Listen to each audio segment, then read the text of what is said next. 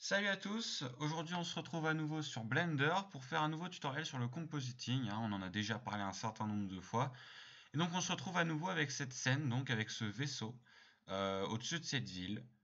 Mais cette fois la différence c'est que la caméra est à un angle différent en fait, puisqu'on peut voir le ciel. Alors, quel va être donc le sujet de ce tuto? C'est tout simple, en fait, il va falloir faire en sorte qu'on puisse faire en sorte que, comment dire, qu'il y ait deux layers comme la dernière fois. C'est-à-dire que le vaisseau, on pourra le coller après sur l'image, tout en laissant le ciel derrière.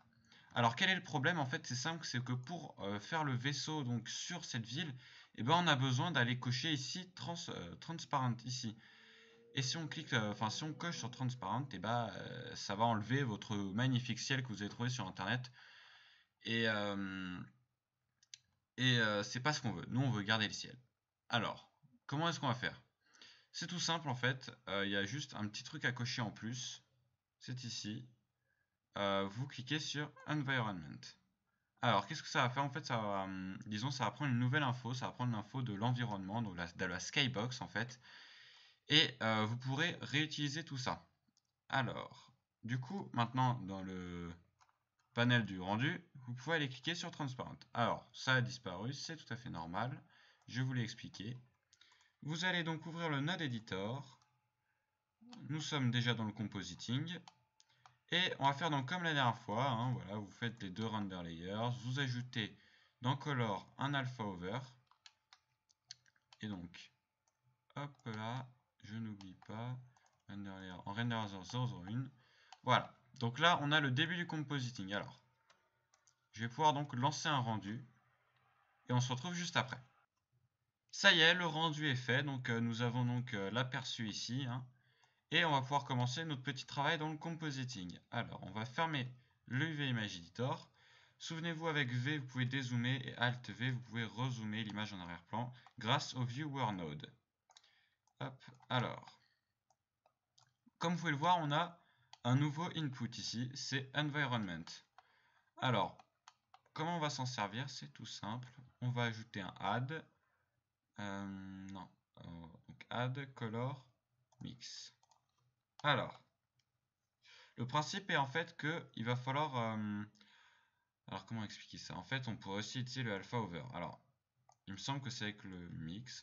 Hop, comme ceci. Et. Alors, attendez, je vais juste faire ça. Voilà. Et on va faire add.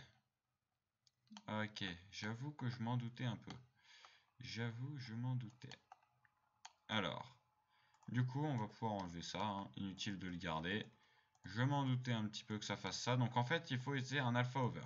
J'ai eu un instant d'hésitation. Et en fait, non, c'était bien l'alpha over qu'il fallait utiliser. Voilà. Est-ce que c'est pas magnifique tout ça? Alors, qu'est-ce que c'est l'avantage de ça? C'est qu'en fait, on peut aussi modifier le ciel en même temps. Vous voyez, comme on a un nouvel input, on peut le modifier en ajoutant, par exemple, je ne sais pas moi, où est-ce que c'est le glare node que j'apprécie tout particulièrement. On va baisser le threshold, on va mettre ça là, sans high, pour que vous puissiez bien voir à quoi ça ressemble. Ça va prendre un petit peu de temps, mais bon, histoire que vous sachiez à quoi ça ressemble et à quoi ça sert. Voilà. Donc ça a bien rajouté un bon gros brillant. Donc là, c'est complètement inutile, c'est même très moche, évidemment. Donc on va mettre ça à 0.7, on va mettre ça à 0.955, parce que je suis très précis dans la vie. Et on devrait obtenir quelque chose de déjà plus joli, j'ai envie de vous dire. On devrait déjà apercevoir les nuages normalement. Voilà. Vous voyez, toute cette zone-là ici, bah, elle a été amplifiée parce que c'était la zone brillante, c'est la zone où il y a le soleil. Alors on n'est pas obligé de mettre ça, on peut aussi mettre... ce que j'apprécie aussi, c'est le color balance. Où est-ce qu'il est? Il est là, color balance. Hop, où est-ce que je vais le mettre là? Et on peut changer du coup les couleurs. On peut mettre du rouge comme ça. Là, ça va être très très moche, mais bon. Histoire que vous compreniez à quoi ça sert. Ça arrive. Et voilà. C'est extrêmement moche. Mais bon. écoutez, comme ça, vous savez à quoi ça sert. C'est parfait. Hop, je vous remets ça là.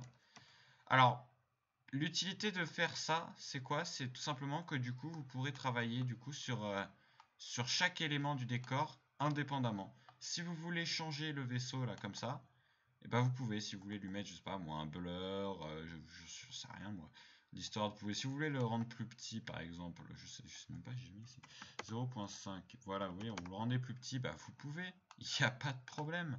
Mais le truc, enfin c'est ça qui est bien, c'est qu'on peut utiliser donc l'option transparence donc du décor pour enfin tout en gardant un ciel, c'est l'utilité.